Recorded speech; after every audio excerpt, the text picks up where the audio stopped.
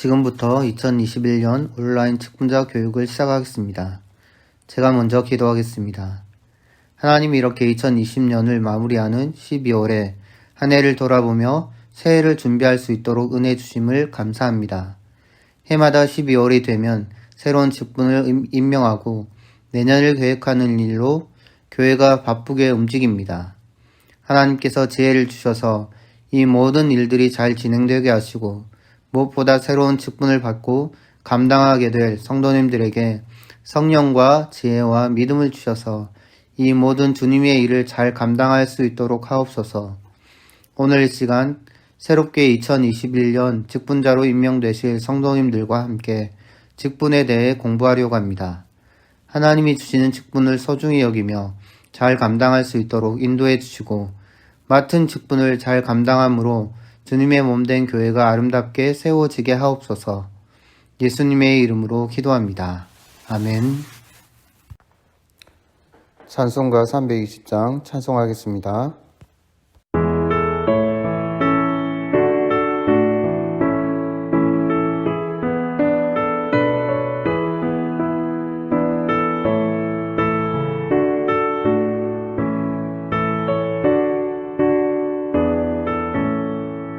나의 죄를 정케 하사 주의 일꾼 삼으신 구세주의 넓은 사랑 항상 찬송합니다. 나를 일꾼 삼으신 주 크신 능력 주시고 언제든지 주 뜻대로 사용하여 주소서. 내게 부어주시려고 은혜에 미하신 주 주의 은혜 채워주사 능력 있게 하소서. 나를 일꾼 삼으신 주 크신 능력 주시고 언제든지 주 뜻대로 사용하여 주소서.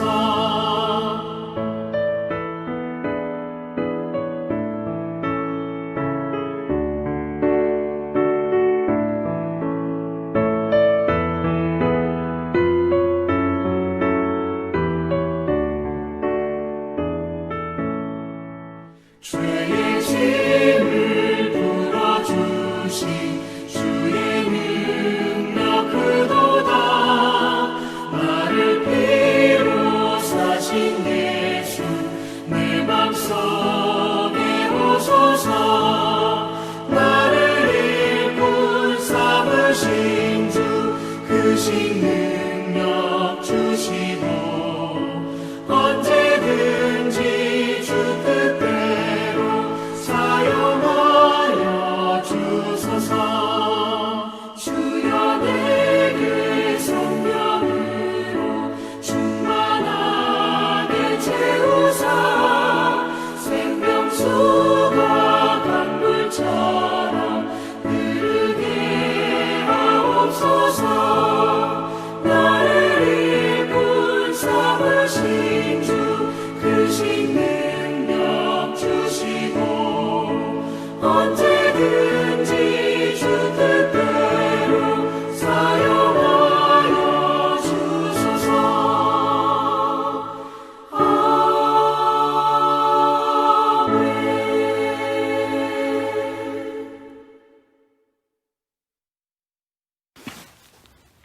안녕하세요. 2021년 온라인 직분자 교육에 참여하신 여러분을 환영합니다. 먼저 이렇게 교회의 직분에 임명되신 여러분을 주님의 이름으로 축복합니다.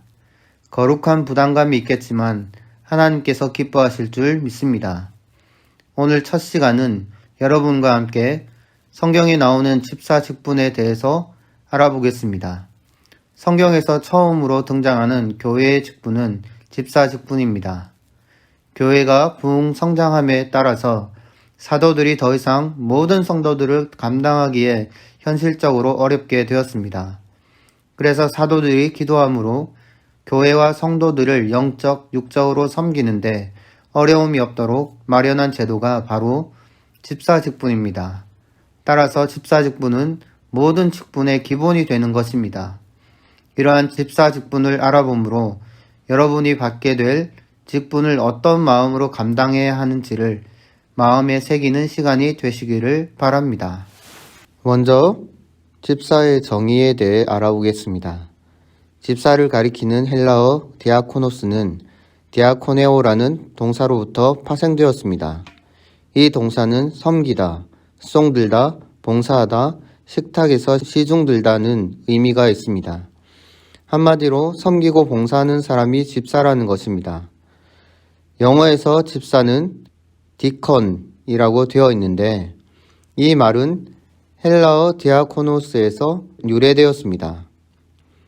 디아코노스는 디아, 무엇을 통하여 와 콘, 먼지의 합성 명사인데 사람이 분주하게 일할 때 먼지가 일어나는 현상, 즉 부지런히 바쁘게 봉사하는 장면을 묘사한 단어가 바로 디컨, 집사입니다.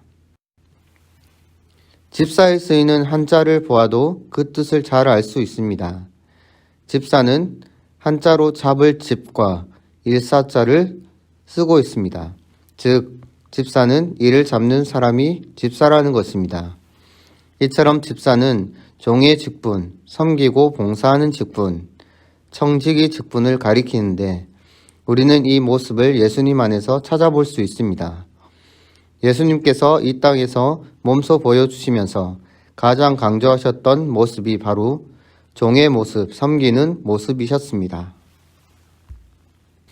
그러면서 섬기는 자가 얼마나 존귀한 자인지 말씀하셨습니다.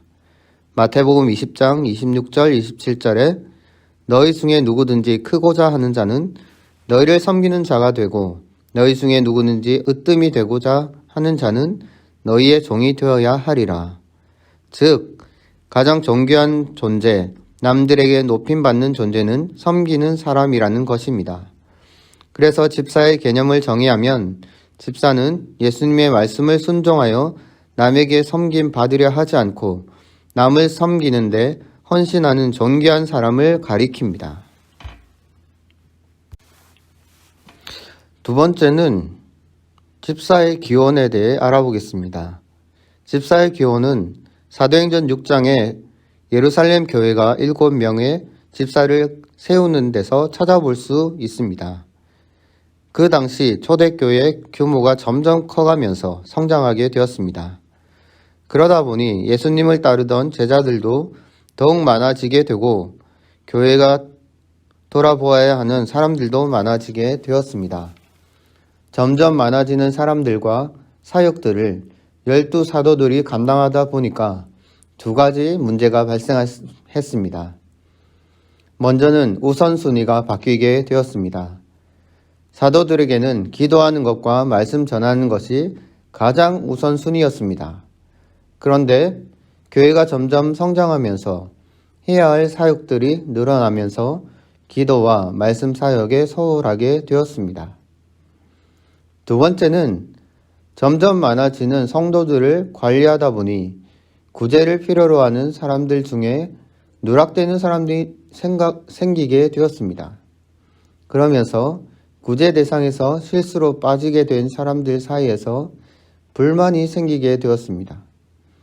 이것이 결국 교회의 분열로 이어지게 되었습니다. 사도들 입장에서는 최선을 다해서 사역을 감당하고 있었지만 일이 너무 많다 보니 본의 아니게 실수하게 되었습니다. 그리고 그 실수는 갈등을 초래하게 되었습니다.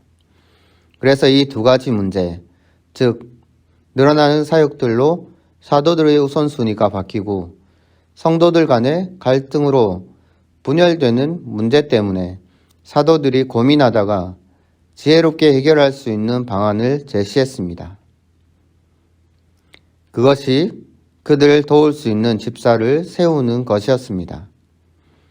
사도행전 6장 3절 4절 말씀에 보면 형제들아 너희 가운데서 성령과 지혜가 충만하여 칭찬받는 사람 7을 택하라.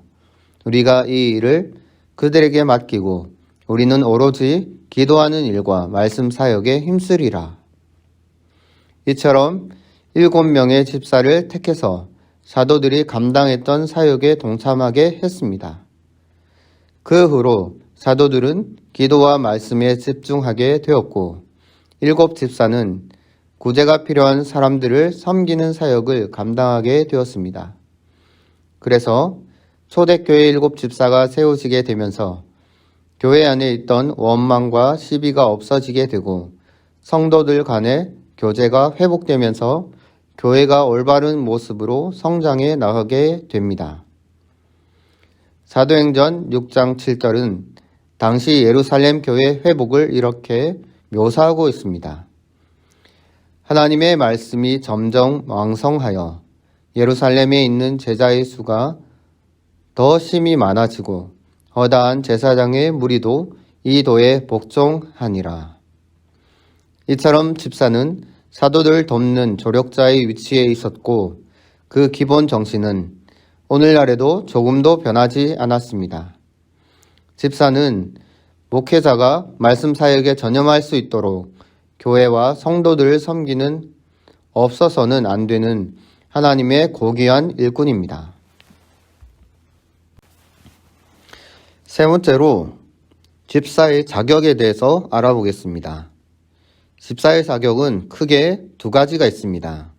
하나는 집사의 영적인 자격이고 또 하나는 집사의 도덕적인 자격입니다.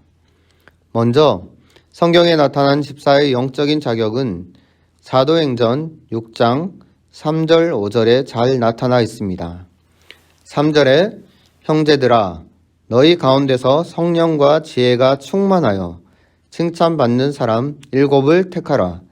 우리가 이 일을 그들에게 맡기고 5절에 온 무리가 이 말을 기뻐하며 믿음과 성령이 충만한 사람 스데반과 또 빌립과 브로고로와 니가노르와 디몬과 바메나와 유대교에서 입교했던 안디옥 사람 니골라를 택하여. 이 2 구절은 앞서 말씀드린 집사의 기원 12 사도들이 사역을 분담하려고 집사 7을 세울 때 어떤 사람을 세웠는지 집사의 영적인 자격에 대해서 잘 보여줍니다. 3절에 보면 성령과 지혜가 충만한 사람, 5절에 보면 믿음과 성령이 충만한 사람 이렇게 이야기합니다.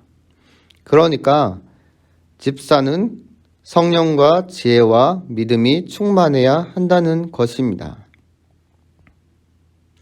그러면 성령이 충만한 사람은 어떤 사람일까요?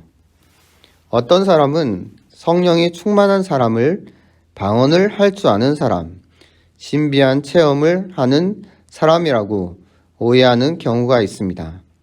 하지만 성령 충만하다는 것은 어떤 특별한 은사나 특별한 능력을 의미하지 않습니다. 성경에 보면 성령에 관한 말씀이 여럿 나오는데 대표적인 2 말씀이 있습니다. 먼저 성령의 역할에 대해 말씀해 주는 요한복음 14장 26절입니다. 보혜사 곧 아버지께서 내 이름으로 보내실 성령 그가 너희에게 모든 것을 가르치고 내가 너희에게 말한 모든 것을 생각나게 하리라.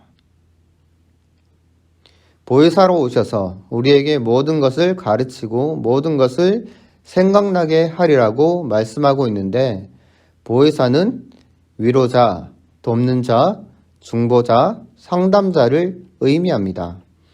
성령의 역할이 우리와 늘 함께 하시면서 위로하시고 도와주시고 중보하시고 상담해 주신다는 것입니다.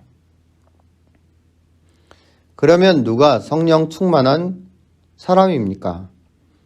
우리와 함께 하시면서 다양한 모습으로 역사하시는 성령 하나님을 굳게 의지하는 자, 성령 하나님의 통치를 받는 자, 그래서 성령 하나님의 임재를 경험하는 자, 그 사람이 성령 충만한 사람입니다. 그러면 이것을 어떻게 알 수 있을까요? 이 사람이 성령 하나님을 의지하면서 성령 충만함으로 사는지 알 수 있는 방법이 무엇일까요? 성령에 관한 또 다른 말씀을 보면 알 수 있습니다. 갈라디아서 5장 22절 23절에 보면 오직 성령의 열매는 사랑과 희락과 화평과 오래 참음과 자비와 양선과 충성과 온유와 절제니 이 같은 것을 금지할 법이 없느니라. 성령의 통치를 받으며 성령 충만함으로 살아가는 사람에게는 9가지 열매가 나타난다고 말씀합니다. 사랑의 열매, 희락의 열매, 화평의 열매, 오래 참음의 열매, 자비의 열매, 양선의 열매, 충성의 열매, 온유의 열매, 절제의 열매. 성령이 충만할 때 삶의 모습 가운데 하나님의 성품이 나타나고 그리스도를 닮은 모습으로 살아가게 되는데 이것이 주님의 몸된 교회를 섬기는 집사의 모습에 나타나야 하는 것입니다. 두 번째로 집사의 영적인 자격은 지혜가 충만한 자입니다. 하나님의 뜻을 분별하며 교회를 섬기기 위해서는 지혜가 충만해야 합니다. 성경에 나오는 하나님의 사람들은 모두 지혜가 충만했습니다. 솔로몬은 지혜로 이스라엘을 다스렸고 요셉은 지혜로 애굽의 총리직을 감당했습니다. 모세는 지혜로 하나님의 백성을 인도했고 다니엘은 지혜로 꿈을 해석하여 하나님의 뜻을 전했습니다. 그러므로 지혜는 단순한 지식이 아니라 그 이상의 것입니다. 지혜는 우리의 노력으로 얻을 수 있는 것도 아니고 누구에게 배울 수 있는 것도 아닙니다. 지혜는 오직 하나님의 말씀 안에 있기 때문에 하나님 말씀에 순종할 때 나오는 열매이고 하나님 말씀에 귀 기울일 때 얻게 되는 것이고 무엇보다 말씀에 들어있는 하나님의 뜻을 간절히 찾는 자에게 주시는 하나님의 선물입니다. 야고보서 1장 5절에 너희 중에 누구든지 지혜가 부족하거든 모든 사람에게 후히 주시고 꾸짖지 아니하시는 하나님께 구하라 그리하면 주시리라. 이처럼 하나님의 말씀에 귀 기울이고 말씀을 통한 지혜를 간절히 구할 때 하나님께로부터 오는 지혜를 얻게 되는 것입니다. 그러면 지혜가 충만한 사람은 어떤 모습일까요? 야고보서 3장 17절에 오직 위로부터 난 지혜는 첫째 성결하고 다음에 화평하고 관용하고 양순하며 긍휼과 선한 열매가 가득하고 편견과 거짓이 없나니 라고 말씀합니다. 지혜가 충만한 사람들에게 8가지 모습이 나온다고 말씀합니다. 성결하고 화평하고 관용하고 양순하고 긍휼과 선한 열매가 가득하고 편견과 거짓이 없다고 말씀합니다. 하나님의 말씀으로부터 오는 지혜를 얻기 때문에 이렇게 살아가게 되는 것입니다. 신임 서리 집사 교육을 받는 우리 모든 성도님들에게도 하나님의 지혜가 충만하시기를 축복합니다.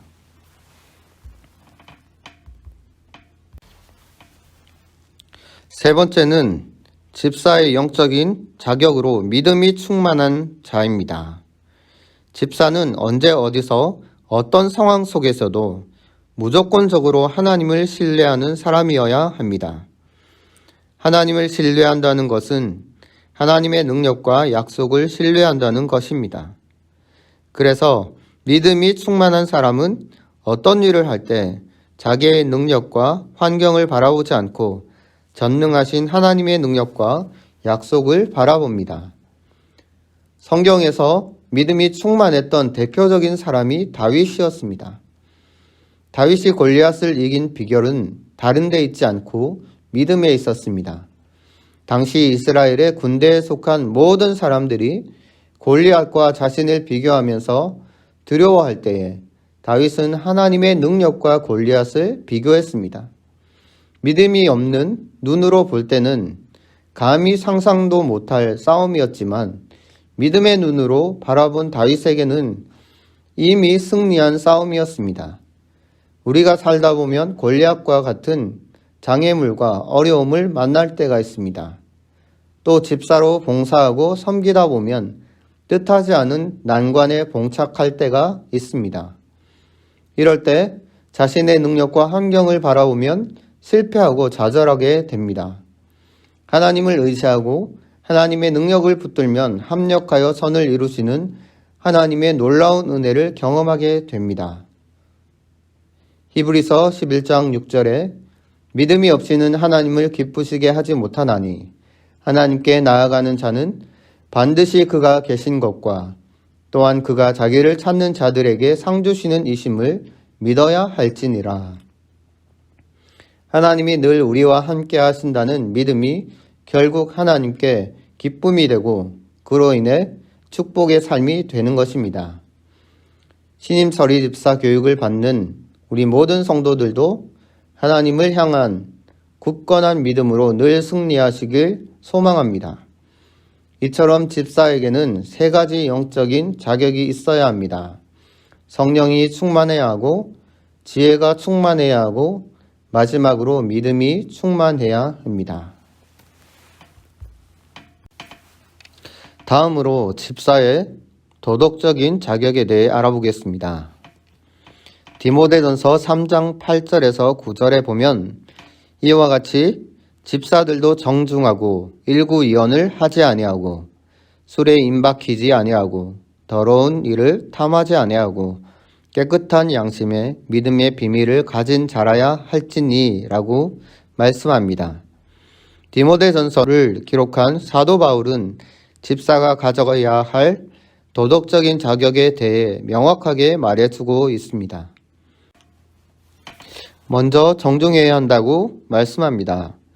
정중하다는 말의 영어 성경은 grave, respect라는 단어를 쓰고 있는데 그 뜻은 존경할 만한, 근엄한 이라는 뜻입니다. 집사는 성품이나 행동이나 사역에 있어서 존경할 만해야 한다는 것입니다. 다른 사람이 봤을 때 어쩌면 저 집사님은 묵묵히 봉사하고 한결같이 봉사하실까? 존경할 만한 사람이 되어야 한다는 것입니다. 두 번째는 일구이언을 하지 않아야 합니다. 당시 초대교회는 수많은 어려움과 핍박을 겪어야 했습니다. 외부로부터 오는 핍박과 멸시가 말도 못할 정도로 컸습니다. 그럼에도 불구하고 놀랍게도 초대교회는 믿음 안에서 더욱 성장하게 되었습니다. 하지만 안타깝게도 믿음을 저버리는 사람들이 하나둘 나타나게 되었습니다. 그 이유가 무엇일까요? 그 이유는 외압 때문이 아니라 교회 공동체 안에서 일구이언하는 사람들 때문이었습니다.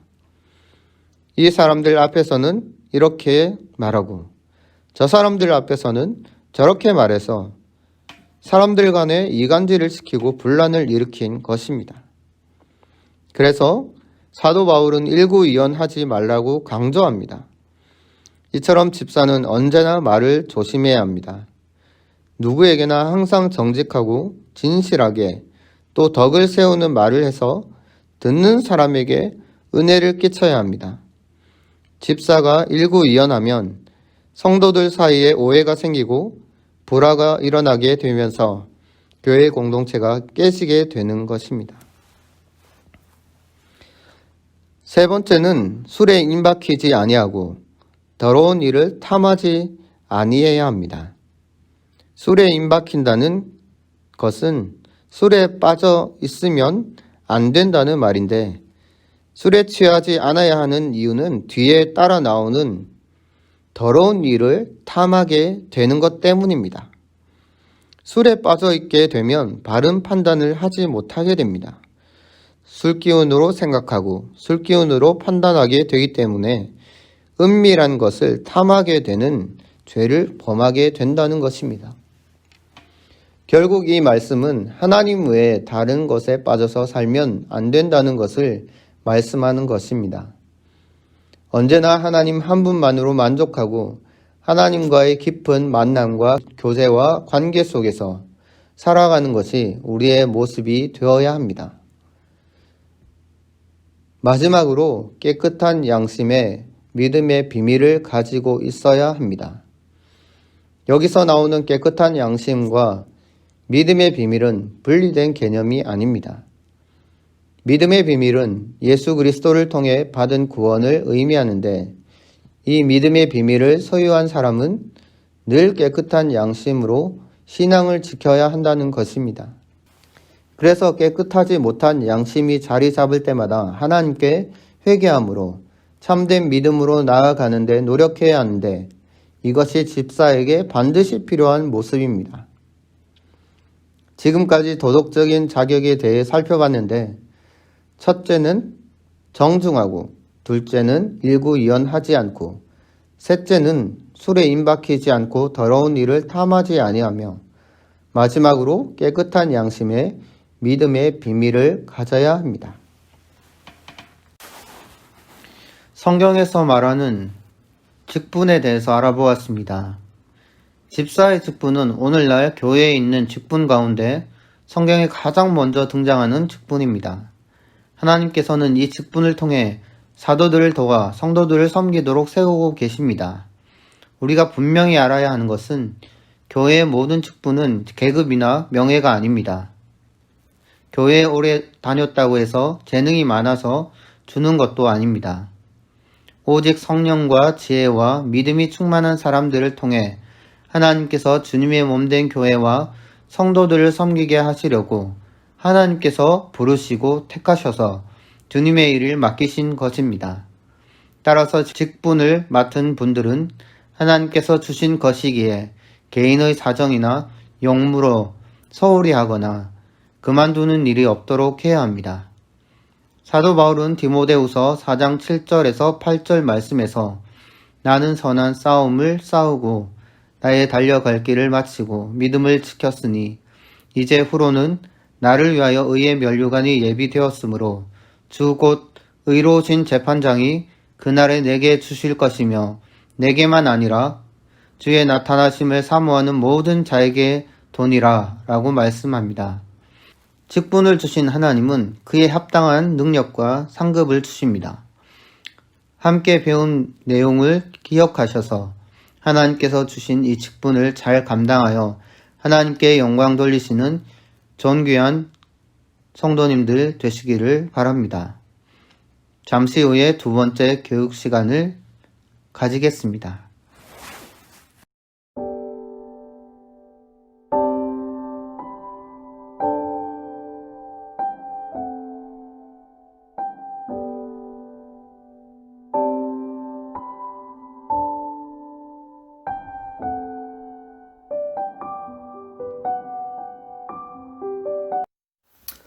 두 번째 직분자 교육 시작하도록 하겠습니다.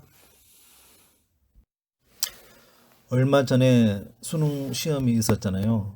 어떻게 보면 우리나라의 교육 모든 초점은 이 대학 입시에 초점이 맞춰져 있다고 말해도 과언이 아닌 것 같아요. 어떻게 해서라도 좋은 대학에 들어가려고 어릴 때부터 공부하는 방향이 대학 입시와 수능에 맞추어 전념하는 것을 볼 수 있습니다. 물론 공부 열심히 해서 좋은 대학에 들어가야 하는 것은 맞습니다. 그런데 오늘날 너무 좋은 대학에 들어가야 한다는 것에만 맞춰져 있다 보니까 놓쳐버린 것이 있는 거예요. 그것이 무엇이냐면 좋은 대학에 들어가도 그 이후에는 더 이상 공부를 하려고 하지 않습니다. 대학 들어가기 전까지는 늦은 밤까지 공부하고 이른 새벽에 일어나서 공부하러 학교에 갑니다.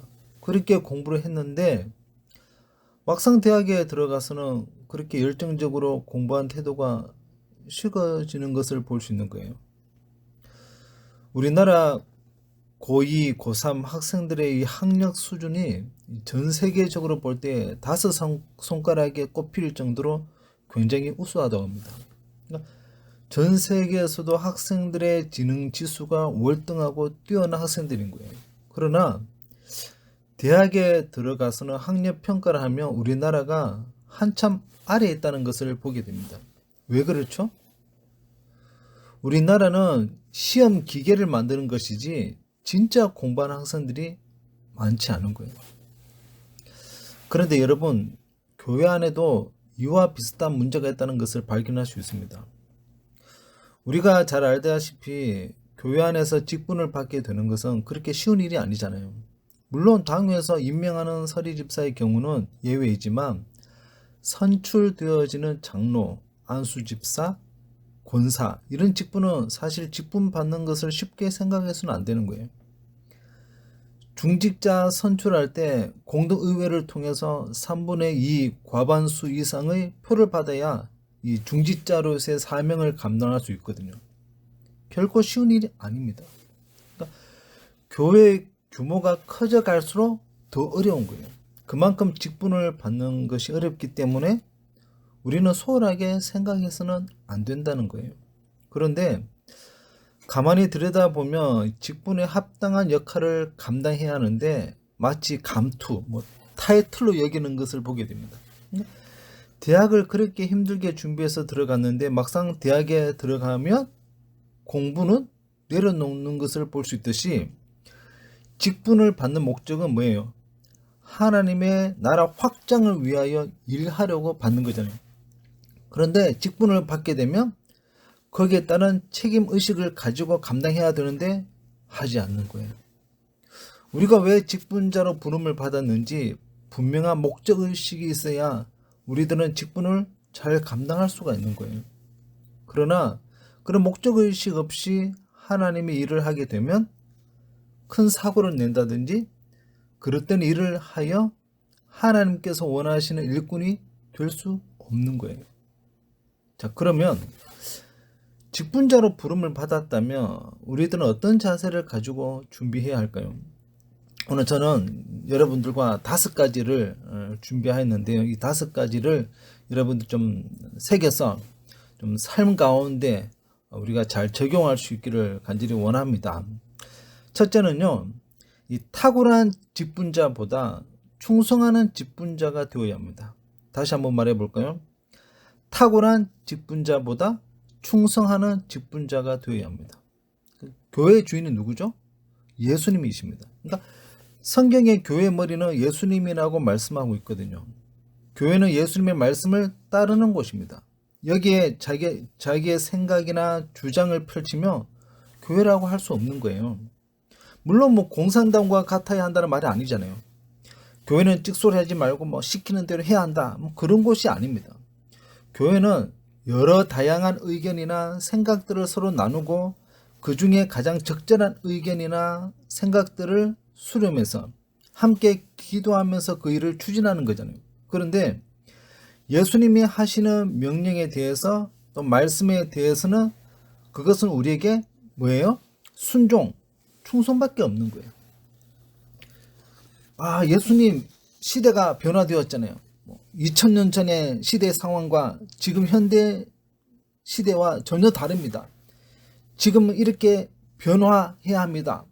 교회 안에서 예수님이 말씀을 하셨는데 시대가 바뀌었다고, 세상에 그렇게 한다고 해서 거기에 우리가 따라가면 안 되는 거예요. 만약에 예수님의 말씀을 따르지 않으면 더 이상 그곳은 교회가 아닌 거예요. 직분자는 교회를 세우는 일을 하는 사람이잖아요. 능력 탁월해야 합니다. 하지만 일을 위해서 탁월해야 하지만 탁월하고 능력이 전부는 아니라는 거죠. 하나님께서 우리 직분자들을 향하여 요구하는 것은 능력보다 충성을 원하시는 거예요. 고린도전서 4장 2절 말씀을 보면 그리고 맡은 자들에게 구할 것은 충성이니라 그렇게 말씀하고 있거든요. 그러니까 맡은 자들에게 하나님께서 요구하시는 것은 능력이 아니라 충성을 원하시는 거예요. 능력은 우리에게 있는 것이 아니라 누구에게 있는 거예요? 하나님께 있는 거예요. 우리가 그렇게 믿고 있잖아요. 그래서 무능력한 사람도 하나님께서는 사용하시는 것을 우리가 성경 곳곳에서 발견할 수가 있잖아요. 돈이 없어도, 뛰어난 재능이 없어도, 많이 못 배워도, 뭐 아무것도 없어도 하나님의 일을 하는 일에는 별 문제가 없거든요. 그러나 충성된 마음이 없으면 직분자, 일꾼이 될 수 없는 거예요. 이것은 걸리는 문제가 되는 거예요. 하나님께서 맡겨주신 일을 묵묵히 충성하는 것이 없으면 주의 일을 감당할 수 없다는 거예요. 뭐 상황이 어렵고 현실적으로 여의치 않는다고 포기하는 것이 아니라 하나님께서 맡겨주셨다면 능력도 뭐예요? 함께 주셨다는 것을 믿고 묵묵히 감당하는 것이 바로 충성인 거예요. 디모데전서 1장 12절에 뭐라고 말씀하고 있나요? 나를 능하게 하신 그리스도 예수 우리 주께 내가 감사함은 나를 충성되게 여겨 내게 직분을 맡기심이니 라고 말씀하고 있습니다. 내가 능력 있고 대단한 실력이 있어서 하나님께서 나에게 직분을 맡기셨다. 바울 사도는 그렇게 생각하지 않았습니다. 바로 나를 충성되게 여겨, 그러니까 하나님의 일을 맡길 만한 사람으로 여겨 일을 주셨다. 직분을 주셨다. 이렇게 말하고 있는 것이죠. 하나님께서 어떤 사람을 기뻐하시느냐면 충성된 사람을 기뻐하세요. 그런데 우리는 자꾸 엉뚱한 말을 합니다. 하나님, 나에게 돈만 주시면 열심히 일하겠다고 말합니다. 그럼 이것을 바꿔 말하면 뭐예요? 돈을 안 주시면 하나님 일을 안 하겠다는 말이잖아요. 하나님 시간을 나에게 주시고 건강을 주시면 내가 감당하겠습니다. 내 사업이 좀 안정이 되고 내 가정이 평안하며 직장에서 잘 승진하면 열심히 교회 일 잘 감당하겠습니다. 그것은 잘못된 말인 거예요. 하나님의 일은 하나님께서 나를 부르셨을 때 그 일을 감당하는 거예요. 능력이 없으면 하나님께 능력을 구하면서 하는 거예요. 하나님의 일을 감당하는데 부족한 부분이 많다고 생각되어지면 하나님 앞에 부족한 것을 채워달라고 기도하면서 감당하는 것이 바로 충성된 일꾼입니다. 세상의 일은 탁월한 사람들이 더 잘 해내고 있잖아요. 하지만 교회는 그렇지 않아요. 교회는 충성된 사람이 하나님의 일을 하거든요. 세상에서는 그 사람이 했던 결과에 대하여 평가를 하여 칭찬과 상급을 주잖아요. 그러나 교회는 결과와 상관없이 하나님 앞에 충성하느냐 그 자체로 하나님께서 평가를 하시고 기뻐하시는 거예요. 우리 모든 직분자들, 특별히 우리 신임 서리 집사로 직분을 받는 모든 분들이 좀 하나님의 충성된 일꾼으로 다 쓰임받게 되기를 간절히 바랍니다. 둘째는 일보다 예배와 말씀을 소중하게 여기는 직분자들이 되어야 합니다. 다시 한번 말해볼까요? 일보다 예배와 말씀을 소중하게 여기는 직분자들이 되어야 합니다. 직분자는 일을 하는 사람이지만 그냥 일을 하는 사람이 아니잖아요. 하나님의 일을 하는 사람이에요. 하나님의 일은요, 세상 일과 전혀 다릅니다. 요한복음 6장에 보면 사람들이 예수님 앞에 나와서 질문하죠. 우리가 어떻게 해야 하나님의 일을 할 수 있습니까? 그때 예수님께서 너희들 주일학교 교사해라, 교회 주차장 봉사해라, 교회 청소해라, 식당 봉사해라 이렇게 말씀하시지 않았습니다. 요한복음 6장 29절에 보면 이렇게 말씀하고 있거든요. 우리 한번 같이 한번 읽어볼까요?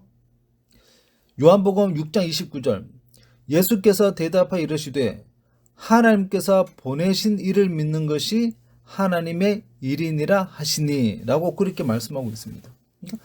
하나님께서 보내신 예수님을 믿는 것이 뭐예요? 하나님의 일이에요.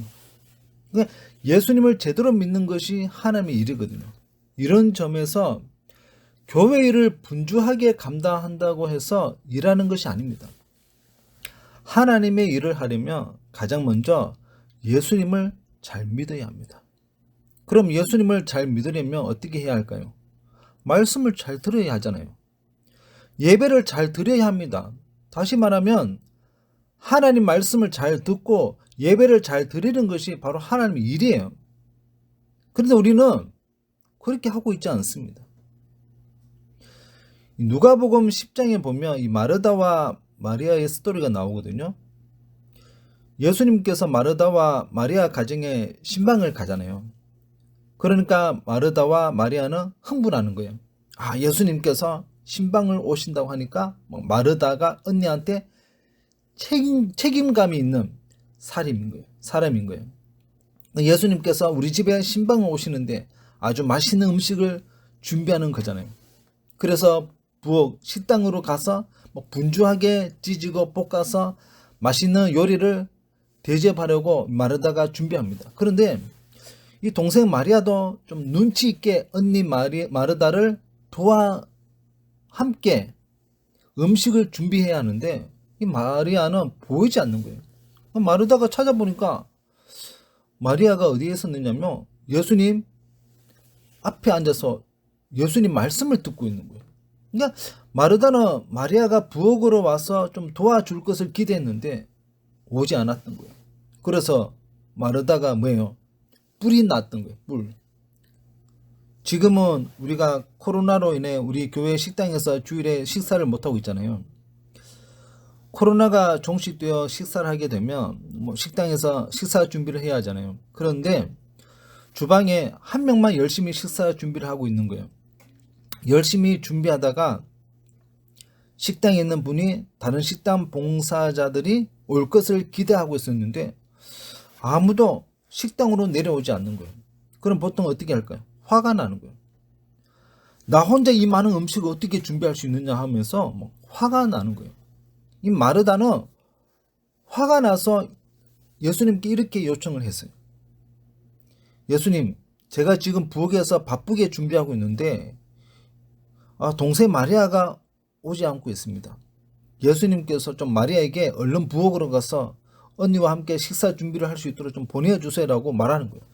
그런데 예수님께서 뭐라고 말씀하시죠? 마리아가 좋은 것을 선택했다고 말씀하시는 거예요. 물론 우리가 이 말을 오해하면 안 되는 거예요.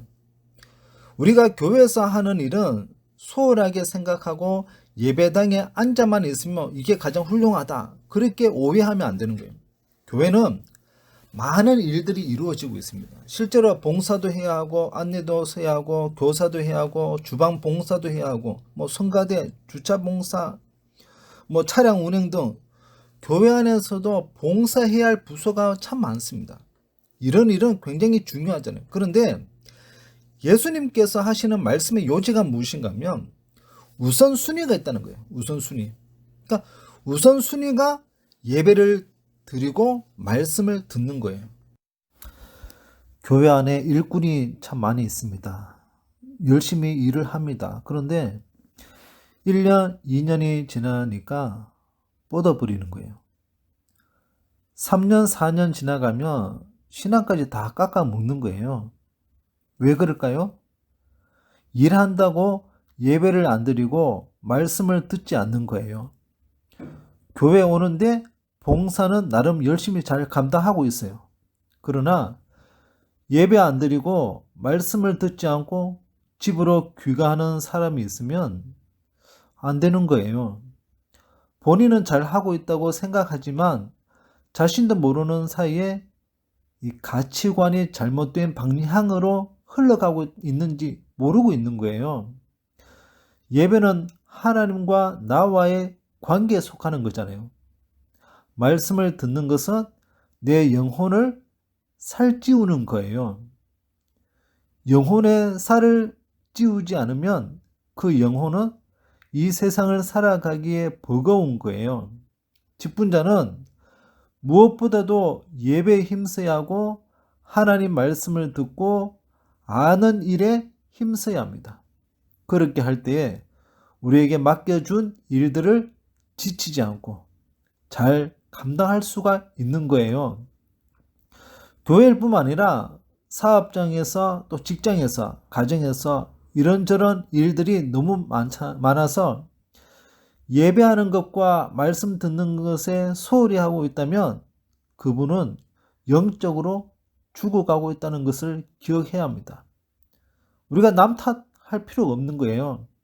내가 원하는 예배, 내가 원하는 말씀을 듣고 싶은데 그렇게 하지 않고 있다고 해서 예배를 소홀하고 말씀 듣는 것을 소홀해서 내 영혼이 죽게 되면 누구에게 그 책임을 물어야 할까요? 하나님께서 누구를 향하여 책임을 물을지 한번 생각해 봐야 되지 않을까요? 우리는 하나님을 바라보아야 합니다. 하나님이 제대로 보이지 않으니까 사람과 환경만 크게 보여서 제대로 신앙생활을 못하고 있는 거예요. 번아웃, 영적으로 이 고갈 상태가 되어서 지쳐 영적으로 죽어가는 그런 직분자가 되어서는 안 되는 거예요. 우리는 일보다 예배를 우선순위로 확립하여서 하나님께 큰 영광 돌리며 살 수 있는 우리 모든 직분자들 꼭 되기를 간절히 바랍니다. 셋째, 입은 작고 귀는 크게 여는 직분자가 되어야 합니다. 다시 한번 말해볼까요? 입은 작고 귀는 크게 여는 직분자가 되어야 합니다.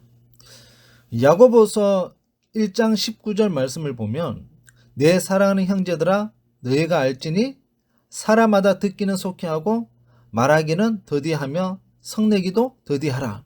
그러니까 직분자 입은 작아야 합니다. 대신 무엇은 커야 할까요?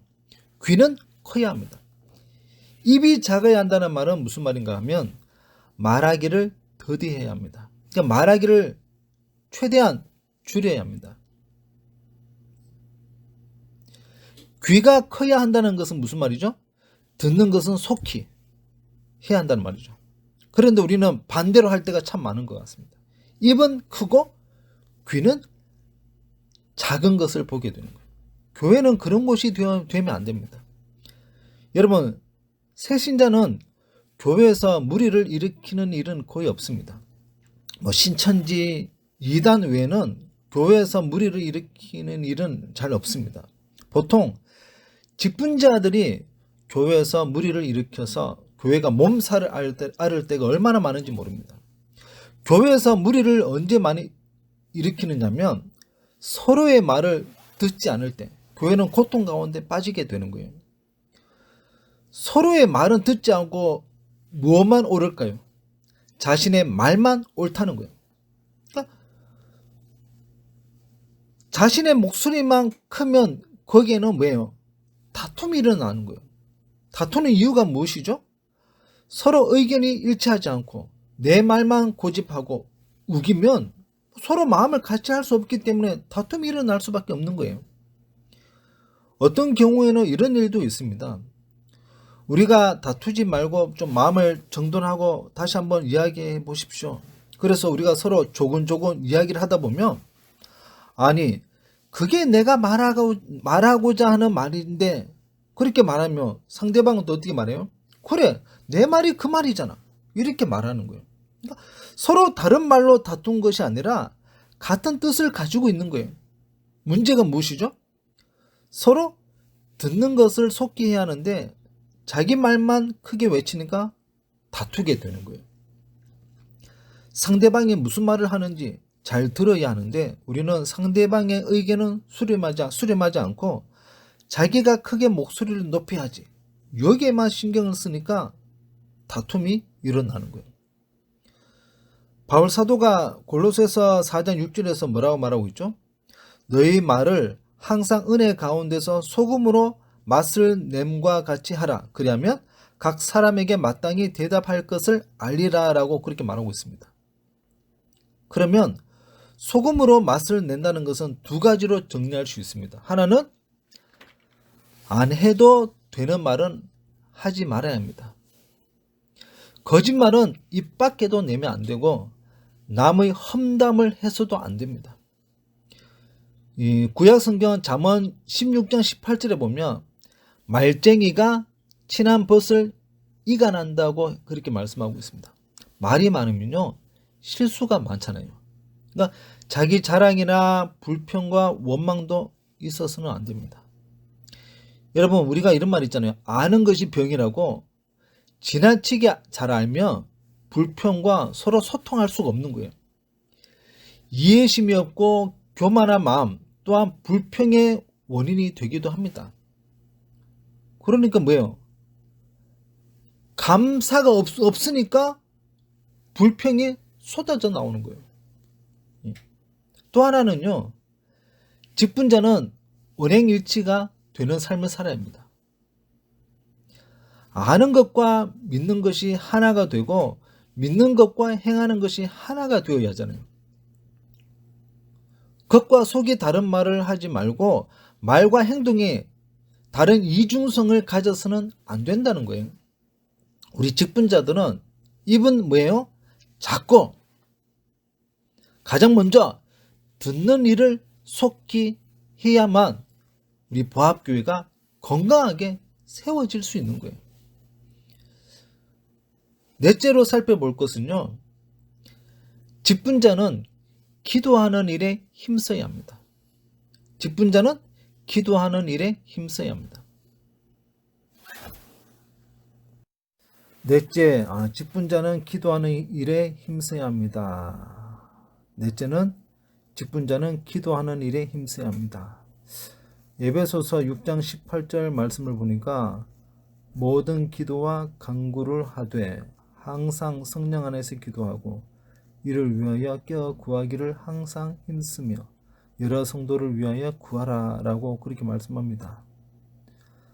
마가복음 10장 끝부분에 보면 어떤 사건이 있느냐면 여리고의 맹인 바디메오를 보게 됩니다. 이 바디메오는 여리고 성 앞에 늘 앉아 구걸하며 살았던 거예요.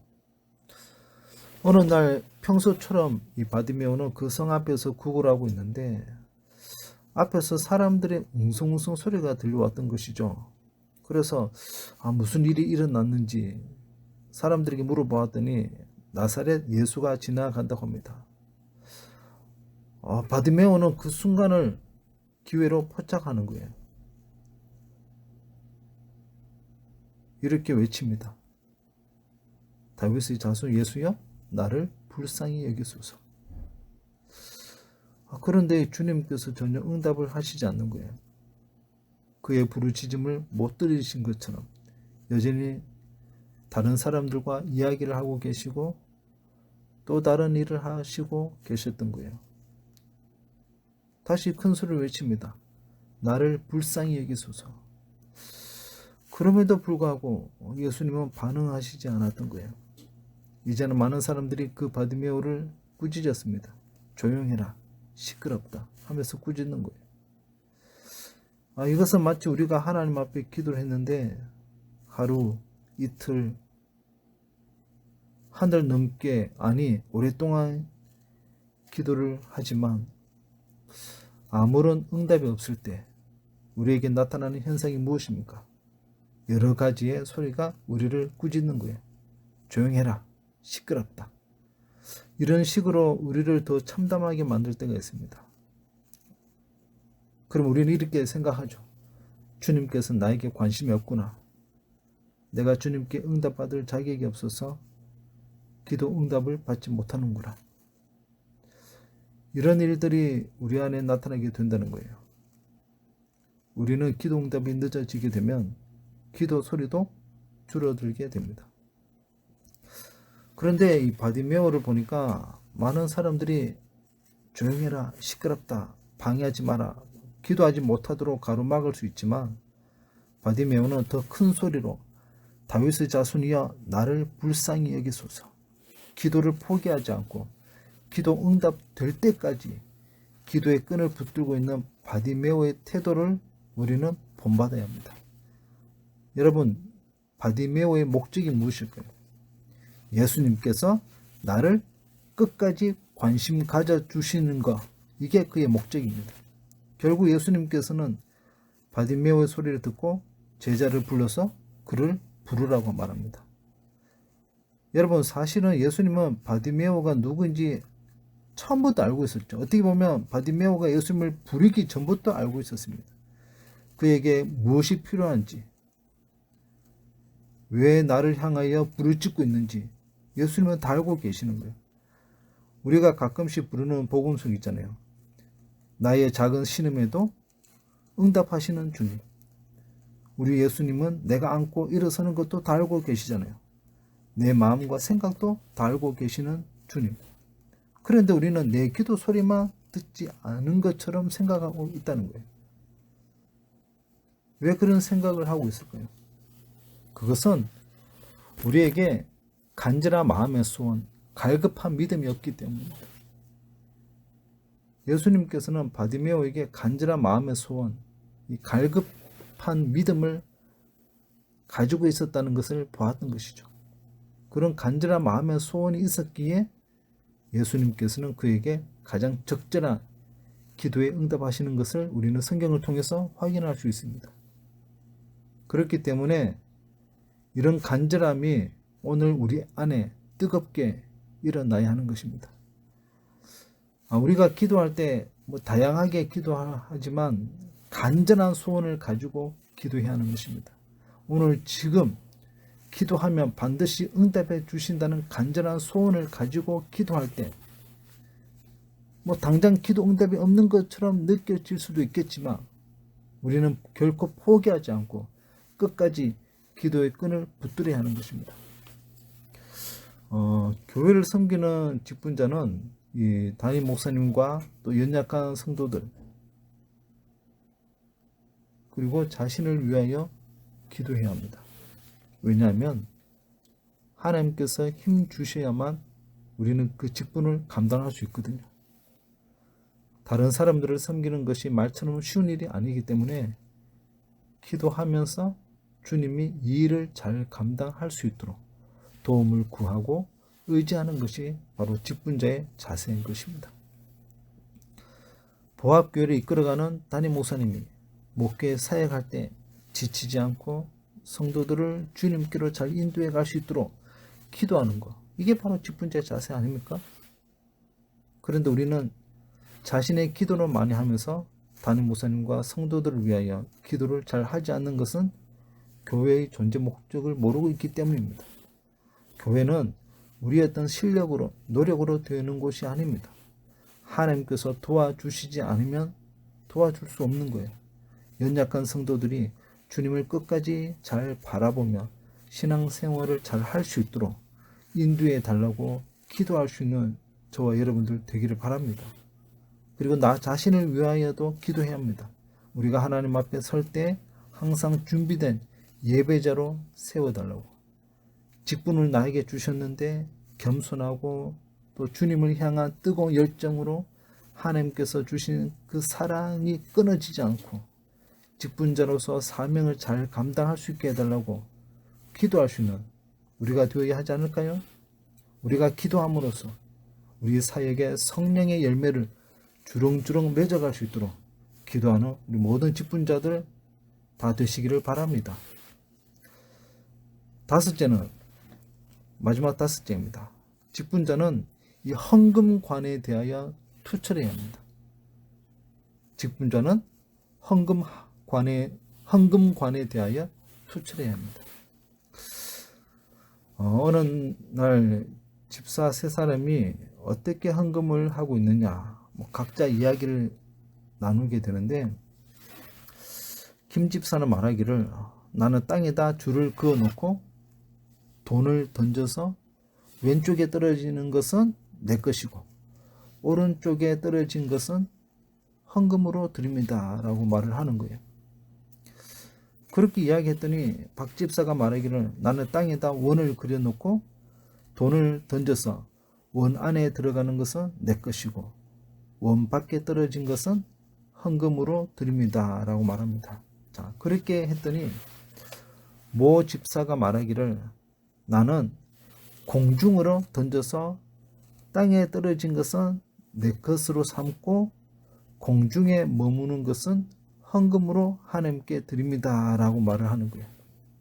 자, 그렇게 이야기했더니 앞서 말했던 김 집사와 박 집사가 무슨 말을 했느냐면 우리가 졌다 이렇게 말합니다. 여러분, 우리가 헌금을 어떻게 해야 할까요? 우리는 성경대로 헌금을 해야 되는 거예요. 이 세상의 책은 맞는 것도 있고 틀린 것도 있잖아요. 그러나 성경은 1.1획도 틀림이 없는 하나님의 말씀입니다. 그래서 우리는 헌금을 어떻게 해야 하느냐면 성경대로 하면 하나님이 기뻐 받으시고 성경대로 하면 하나님의 약속대로 복을 받을 수 있는 거예요. 사실 우리가 신앙생활하면서 성도의 교제를 나누면서 많은 이야기를 나누게 되잖아요. 때로는 예배, 기도, 봉사 관련해서 우리가 어떻게 해왔는지 자유롭게 이야기를 하게 됩니다. 그런데 헌금에 대한 이야기는 우리가 잘 하지 않는 것을 보게 됩니다. 왜 그럴까요? 우리는 헌금에 대한 이야기를 하면 뭔가 불경스럽고 성경적이지 않은 인상을 가지고 있기 때문에 우리는 그런 이야기를 잘 하지 못합니다. 헌금 관련 이야기를 하면 대부분 사람들은 예민하게 반응하는 것을 볼 수 있습니다. 그래서 우리가 헌금을 하고 있을 때 더 많이 자신을 돌아보아야만 우리의 믿음이 더 아름답게 성장할 수 있거든요. 여러분들에게 한번 질문 하나 해보겠습니다. 헌금을 드릴 때 이름을 쓰고 드리는 것이 좋을까요? 안 쓰고 드리는 것이 좋을까요? 다시 말해볼까요? 헌금을 드릴 때 이름을 쓰고 드리는 것이 좋을까요? 안 쓰고 드리는 것이 좋을까요? 많은 사람들은 존재하신 하나님은 우리의 모든 것을 다 알고 계시기 때문에 이름을 안 쓰고 드리는 것이 더 좋다고 생각하는 분들이 있습니다. 그런데 성경에 나타난 헌금은요, 대부분 이름을 적습니다. 누가 드렸는지 다 알았다는 거예요. 신약 성경 누가복음 21장 1절과 2절을 보시면 예수님께서 부자들과 과부들이 헌금하는 것을 보셨다고 했습니다. 놀라운 것은 누가 헌금했느냐와 더불어 얼마 했느냐까지도 예수님은 다 알고 계셨다는 거예요. 누가복음 21장 3절을 보면 이렇게 기록하고 있습니다. 이르시되 내가 참으로 너희에게 말하노니 이 가난한 과부가 다른 모든 사람보다 많이 넣었도다. 이름은 구체적으로 나오지 않지만 어떤 과부였는지 알고 있었다는 거예요. 그러니까 가난한 과부가 다른 모든 사람보다 많이 넣었도다. 이 헌금의 액수까지 예수님은 알고 계셨던 거예요. 만약에 우리가 헌금하는 일에 있어서 누가 했는지, 헌금을 얼마 했는지 이것이 다른 사람들이 아는 것이 잘못이라면 예수님은 헌금에 대해서 원론적인 이야기만 하시고 구체적인 말씀은 하시지 않았을 거예요. 그리고 이 사도행전 4장 36절에서 37절을 또 보시면 이 초대교회에 특별 헌금하는 장면이 나옵니다. 사도행전 4장 36절에서 37절 제가 읽어드릴게요. 구브로에서 난 레위족 사람이 있으니 이름은 요셉이라. 사도들이 일컬어 바나바라 번역하면 위로의 아들이라 하니 그가 밭에 있음에 팔아 그 값을 가지고 사도들의 발 앞에 두니라. 이렇게 말씀하고 있습니다. 밭을 팔아서 하나님 앞에 헌금을 하였는데 이름이 뭐라고 말합니까? 바나바라고 정확하게 기명하고 있는 거예요. 이어서 사도행전 5장을 보면 이 아나니아와 삽비라 부부가 바나바가 하나님 앞에 헌금하는 것을 보았겠죠. 그래서 그들도 밭을 팔아서 하나님 앞에 바치겠다고 약속을 합니다. 신앙적으로 보면 하나님 앞에 바치겠다고 약속을 했으면 이미 그것은 하나님의 것입니다. 그런데 이들 부부가 밭을 팔아서 하나님 앞에 바치려고 하니까 아까운 거예요. 아까우니까 다 드리지 못하고 일부분만 떼어서 하나님 앞에 바쳤던 거예요. 그 사실을 누가 알고 있었다고요? 베드로가 알고 이게 전부냐 그렇게 꾸중하고 책망할 때 아나니아와 삽비라는 그 자리에서 죽는 것을 우리는 성경을 통해서 확인할 수 있지 않습니까? 그렇기 때문에 우리가 하나님 앞에 드리는 헌금은 아무렇게 드리면 안 되는 거예요. 지금 우리가 드리는 헌금에는 각종 11조 감사헌금, 성교헌금, 비전헌금, 주일헌금, 장학헌금 등 다양하게 하나님 앞에 드리고 있잖아요. 중요한 것은 헌금하는 자의 정신이 중요합니다. 하나님은 드려지는 행위보다 드리는 자의 자세를 더 중요하게 보고 계시거든요. 그런데 잘못 생각하는 분들이 굉장히 많이 있습니다. 헌금이 하나님을 위하여 특별한 동정으로 생각하거나 교역자를 위해 찬조하는 것으로 생각하면 안 됩니다. 우리는 주인 되시는 하나님 앞에 다시 돌려드리는 자세가 되어야 하며 이 구원의 은총에 감사하면서 하나님 앞에 드리는 우리가 되어야 합니다. 우리 부합에 속한 우리 성도님들은 직분자라면 헌금관에 대해서는 투철할 수 있는 저와 여러분들 꼭 되기를 간절히 바랍니다. 오늘 우리는 5가지를 함께 살펴보았잖아요. 첫째가 무엇이라고 말했습니까? 탁월한 직분자보다 충성하는 직분자가 되어야 합니다. 둘째는 일보다 예배와 말씀을 소중히 여기는 직분자들이 다 되어야 합니다.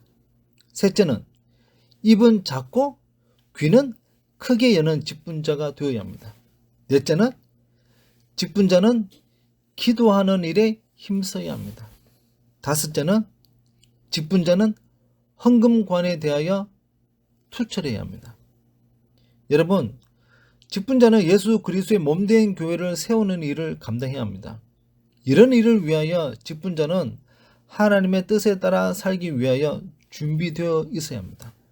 주님께서는 우리 보합교회에 속하여 직분자의 부르심을 소중하게 생각하고 주님께서 우리에게 베풀어준 부름의 상이 있습니다. 그 부름의 상을 바라보면서 주님의 교회를 세워가는 일에 충성을 다하는 우리 모두가 다 될 수 있기를 간절히 바랍니다. 다 같이 주기도문으로 두 번째 직분자 교육 마치도록 하겠습니다. 하늘에 계신 우리 아버지여, 이름이 거룩히 여김을 받으시오며 나라의 임하옵시며 뜻이 하늘에서 이룬 것 같이 땅에서도 이루어지이다. 오늘날 우리에게 일용할 양식을 주옵시고 우리가 우리에게 죄 지은 자를 사하여 준 것 같이 우리 죄를 사하여 주옵시고 우리를 시험에 들게 하지 마옵시고 다만 악에서 구하옵소서. 대개 나라와 권세와 영광이 아버지께 영원히 사옵나이다. 아멘.